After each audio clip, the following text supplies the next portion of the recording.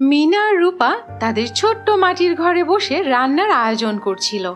তাদের মা বাবা অনেক আগেই মারা গিয়েছেন। গ্রামে একমাত্র তারা দুই বোনই বেঁচে থাকার চেষ্টা করে। তাদের একে অপরের প্রতি ভালোবাসা ছিল অনেক বেশি। একদিন রূপা বলল, আপু, তুমি তো আমাদের বাড়ির সবকিছু, কিন্তু তোমারই তো কোনো আনন্দ নেই। তুমি যদি বিয়ে করতে পারতে তাহলে আমার জন্য কত ভালো হতো। রূপা, বিয়ে তো শুধু টাকা দিয়ে হয় না। আমাদের তো কিছুই নেই। আমাদের সুখ শুধু তোর মুখের হাসিতে। তুই হাসলেই আমার জীবন সুখে ভরে যায়। আমার বিয়ে নিয়ে এত চিন্তা করতে হবে না রে বোন। আপু, একদিন দেখবে আমি তোমার বিয়েটা অনেক ধুমধাম করে দিব। তোমাকে একদম রাজকন্যার মতো সাজাবো। তোর কথা শুনে আমার অনেক ভালো লাগে, কিন্তু শুধু তো গল্পের মতোই শোনাই রে। বাস্তবে এখন এসব আর সম্ভব না। আমার বোনটা কত স্বপ্ন দেখছে আমাকে নিয়ে। হ্যালো বন্ধুরা, গল্পটি দেখার আগে তোমার নামটা কি সেটা কমেন্টসে লিখে জানাও। আর হ্যাঁ, চ্যানেলটি সাবস্ক্রাইব করে দিও। একদিন বিকালে মিনা যখন বাগানে গাছের শুকনো ডাল কেটে রান্নার জন্য প্রস্তুত করছিল, হঠাৎ করে বাতাস ভারী হয়ে গেল। বাতাসে পাতা দুলে উড়তে লাগলো। সেই সঙ্গে আকাশ থেকে একটি ঝলমলে আলো নেমে এলো। আলো থেকে বেরিয়ে এলো এক সুন্দরী পরী।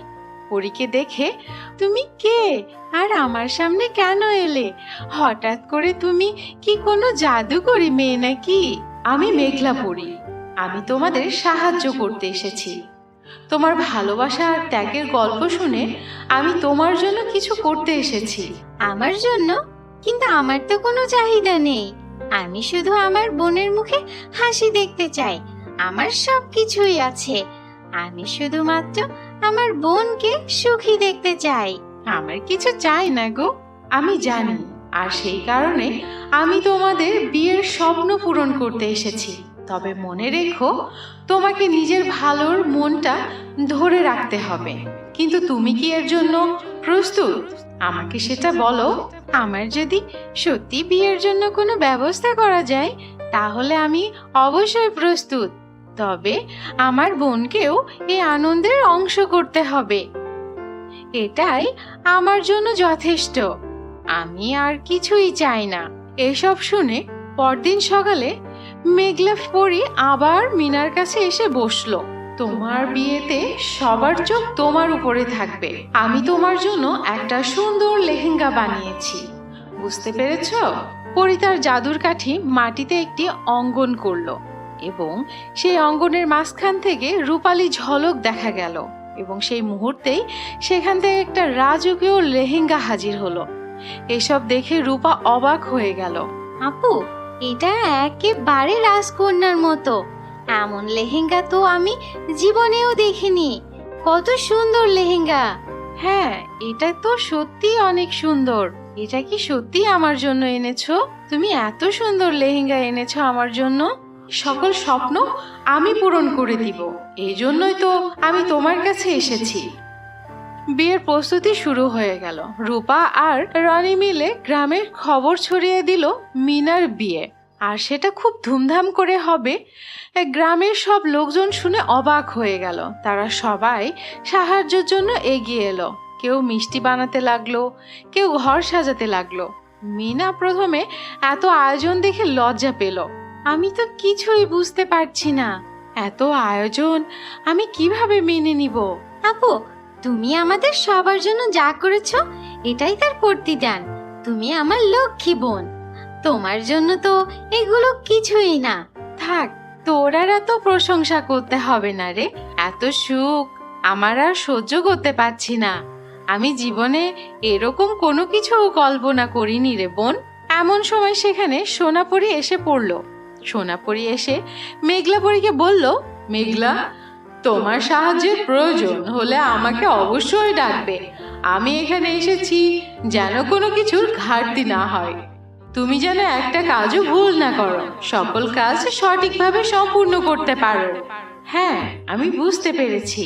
তোমাকে অনেক অনেক ধন্যবাদ এখানে আসার জন্য। আমি যথেষ্ট চেষ্টা করছি মেঘলাপরি ও সোনাপরি মিলে বিয়ের মঞ্চ বানিয়ে দিল। সেই মঞ্চ এত রঙিন হলো এবং এত সুন্দর ছিল যে সবাই তাকিয়ে থাকতে লাগলো।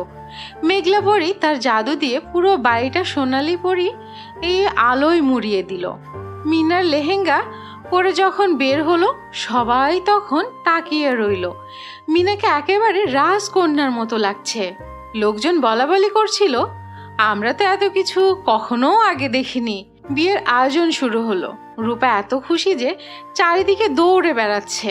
আপু, তোমার এই দিনটা শুধু তোমার জন্য না, আমার জন্য অনেক আনন্দের। তোমাকে রাজকন্যার মতো লাগছে। আমি যেন স্বপ্নে কল্পনা করছি।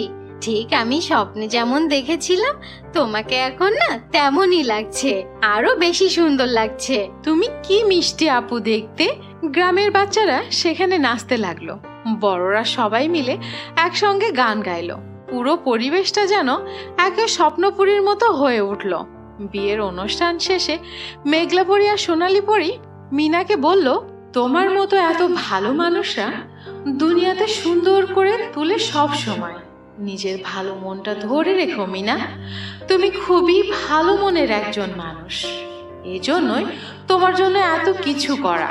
আপনারা না থাকলে আমি এত কিছু কখনোই পেতাম না। আমি কখনো কল্পনাও করতে পারিনি যে আমার আজকে এত সুন্দর দিন আমার জীবনে আসবে। আমি আজীবন আপনাদের জন্য কৃতজ্ঞ থাকব।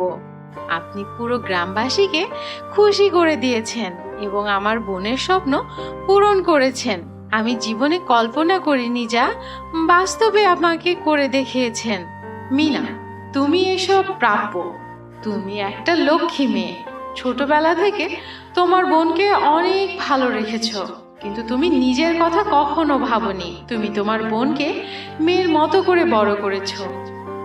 এমন তোমাদের মতো এই গ্রামে আর একটিও নেই। গ্রামে সবাই মিলে আনন্দে দিনটি উদযাপন করলো।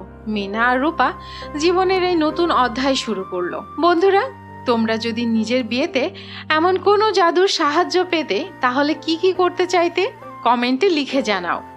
গল্পটি যদি ভালো লেগে থাকে তাহলে অবশ্যই আমাদের চ্যানেলটিকে সাবস্ক্রাইব করো। একটা সুন্দর আর শান্ত গ্রামের নাম কৃষ্ণপুর। সেখানে আনিতা নামের একটা মেয়ে ছিল। সে তার সৎ বোন ভিনিতা আর সুনিতা তাদের সাথে থাকতো। আনিতা ছিল খুবই নিষ্পাপ আর পরিশ্রমী, কিন্তু তার সৎ বোনেরা একদম আলাদা। তারা ছিল লোলুপ এবং চালাক প্রকৃতির। আনিতার জীবন ছিল খুব দুঃখে ভরা। তার বাবা মা মৃত্যুর পর মাও অসুস্থ হয়ে মারা গেলেন। তারপর থেকে ভিনিতা আর সুনিতা আনিতার উপর অত্যাচার করতে থাকে। একদিন গ্রামে একটা খবর ছড়ালো, গ্রামের পরিচ্ছন্নতার জন্য কাউকে নিয়োগ দেওয়া হবে এবং কাজ করা ব্যক্তিদের ভালো টাকা দেওয়া হবে। বিনেতা আর সুনিতা যখন এই খবর শুনলো তখন তারা দ্রুত একটা ভাবনা করলো। ধরো যদি আমরা আনিতার মাধ্যমে পুরো গ্রাম পরিষ্কার করিয়ে নেই আর সরপঞ্চের থেকে টাকা নিয়ে শপিং করতে পারবো, তাহলে কেমন হবে? হ্যাঁ হ্যাঁ, আরে বাহ, এত সুন্দর আইডিয়া তোর মাথায় কি করে আসে রে? তাছাড়া আনিতার কি সাহস আছে যে আমাদের সাথে এরকম করে কথা বলবে আর আমাদের কথা শুনবে না? তারা দুজনেই সঙ্গে সঙ্গে সরপঞ্চের বাড়িতে চলে গেলেন। নমস্কার সরপঞ্চজি, আমরা শুনেছি আপনি গায়ের গ্রামের সব ময়লা পরিষ্কার করাবেন, এই জন্য কাউকে রাখতে চাচ্ছেন। হ্যাঁ, একদম ঠিক শুনেছ। গায়ের পরিষ্কার রাখা জরুরি। গ্রামগঞ্জ যদি পরিষ্কার না থাকে তাহলে কেমন হবে? তোমরা কি এই কাজটা করতে পারো?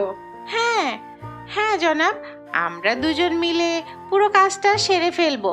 শুধু আমাদের একটু টাকা পয়সা দিলেই হবে। সরপঞ্চজি তাদের কন্ট্যাক্টটা দিলেন এবং অগ্রিম কিছু টাকাও দিলেন। খুশিতে নাচতে নাচতে দুই বোন বাড়ি ফিরে এলো।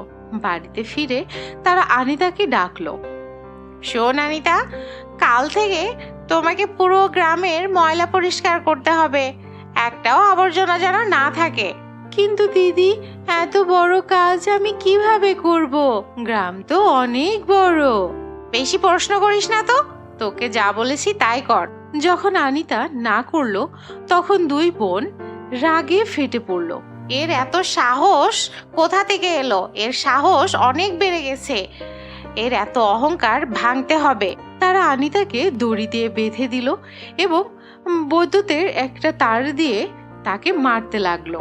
না না, আমাকে ছেড়ে দাও, আমাকে মেরো না, আমি তোমাদের কথা মানতে রাজি আছি, আমাকে ছাড়ো। পরের দিন থেকে আনিতা গ্রাম পরিষ্কার করতে শুরু করলো। সারা দিন রাত কাজ করতে করতে তার শরীর ভেঙে যাচ্ছিল, কিন্তু তার বোনেরা সাহায্য করছিল না এবং খাবারও দিচ্ছিল না। একদিন আনিতা ক্লান্ত হয়ে বাড়ির দরজায় পৌঁছালো। সেখানে তার দেখা হয় কাজল নামের একটি মেয়ের সঙ্গে। দিদি, আমাদের খুব ক্ষুধা লেগেছে, একটু খাবার দাও। তোমাকে তো খুবই চিন্তিত লাগছে, আসো ভেতরে আসো, আমি তোমাকে কিছু খাওয়াচ্ছি। কাজল অনিতাকে পেট ভরে খাবার খাওয়ালো এবং তার সমস্যার কথা জানতে চাইলো।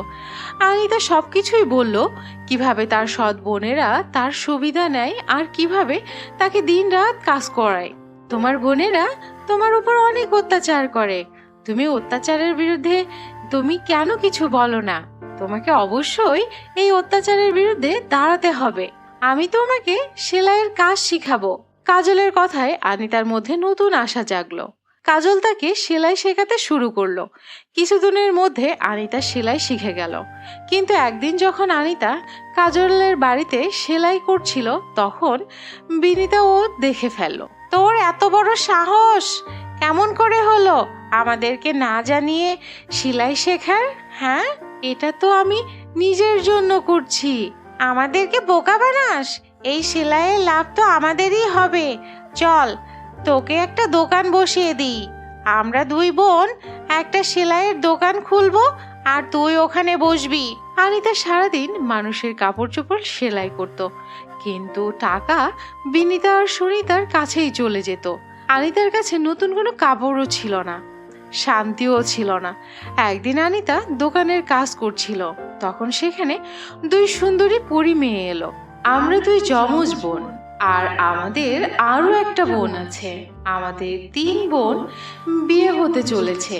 কিছুদিন ধরে জাদুর ক্ষমতার ব্যবহার করতে পারছি না, তাই আমরা তোমার কাছ থেকে সেলাই করতে এসেছি। তুমি আমাদের মাপ নিয়ে নাও। তোমাদের 3 বোনের জন্য আমি একটি নতুন ড্রেস বানিয়ে দিব। তারা 3 বোনের মাপ নিয়ে নিল এবং একটি ঠিকানা দিল, যেখানে তাদের ঠিকানা লেখা ছিল। অনিতার কাজ শুরু হলো। যখন বিনীত এবং সুনীত সেই পোশাকগুলো দেখলো, তখন তারা তৎক্ষণাৎ আরেকটা পরিকল্পনা করলো। আমি শুনেছি পরীদের কাছে জাদুর ক্ষমতা থাকে এবং তাদের কাছে অনেক ধন জহরত থাকে, আর এই ধন জহরতই চুরি করতে হবে। হ্যাঁ হ্যাঁ বোন, তুই ঠিক বলেছিস, তাদের জাদুর জিনিসগুলো আমাদের কাছে রাখতে হবে। পরের দিন বিনীতা আর সুনিতা তাদের সেই পোশাকগুলো নিয়ে পরীদের ঠিকানায় পৌঁছে গেল। সেখানে একটা কলার মতো একটা ছাউনি ছিল। তুমি কে হে? এখানে কি করছো? আমরা পরীদের বোনদের পোশাক দিতে এসেছি। প্রথমে কলার তাদের থামতে বলল এবং ভিতরে গিয়ে পরিবনেদের ডাকলো। পরিবনেরা পোশাকগুলো দেখে খুশি হলো, কিন্তু তখনই বিনীতা আর সুনিতা তাদের উপরে লাল মিষ্টির গুঁড়া ছিটিয়ে দিল। পরে পরিবনেরা অসুস্থ হয়ে পড়ল। বিনীতা আর সুনিতা তাদের অচেতন করে তাদের থেকে চুরি করে নিল তাদের সম্পদ। তারপর দুজন সেটাকে আকাশে উড়িয়ে তাদের গ্রামে চলে গেল। বিনীতা আর সুনিতা তাদের কাছ থেকে জাদুর লাঠি ছিনিয়ে নিল। তারপর তারা সেটাকে কাজে লাগিয়ে উড়িয়ে গ্রামে চলে গেল।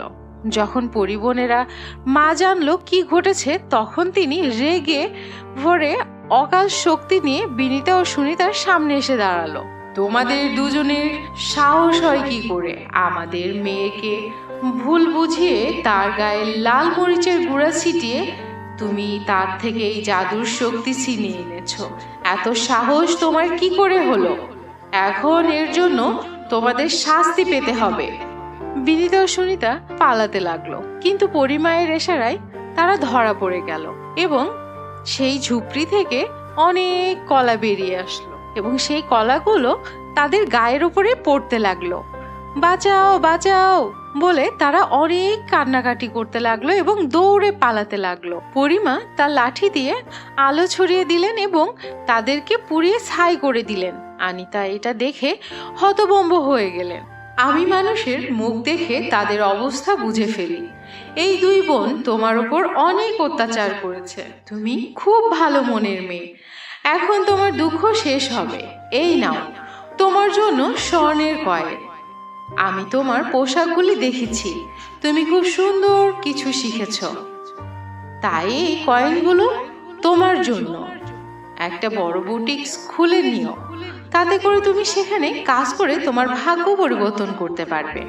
আমি তোমার এই কাজ দেশ বিদেশে ছড়িয়ে দিব, তারপর তুমি অনেক ধনী হয়ে খুশিতে জীবনযাপন করতে পারবে। আনিতা একটা বড় বুটিক্সের দোকান খুলে বসলো। সেখানে সে মানুষের কাপড় সেলাই করতে লাগলো, সাথে পরীদের পোশাকও বানাতে লাগলো। অনেক টাকা কামাতে শুরু করলো আর ধনী হয়ে খুশি হয়ে গেল। এই গল্প থেকে আমরা বুঝতে পারি যে লোভ এবং অন্যায় সবসময় খারাপ ফলই এনে দেয়, আর সৎ পরিশ্রম আর দয়ালু হলে জীবনে সুখময় আর সফল হয়। অন্যদের উপরে চাপিয়ে যে সফলতা পাওয়া যায় না, সেটা শুধু সাময়িক সময় আর ধ্বংসই ডেকে নিয়ে আসে। কিন্তু ভালোবাসা আর সৎ পথে চললে সবসময় সুখ আর সমৃদ্ধির দিকে নিয়ে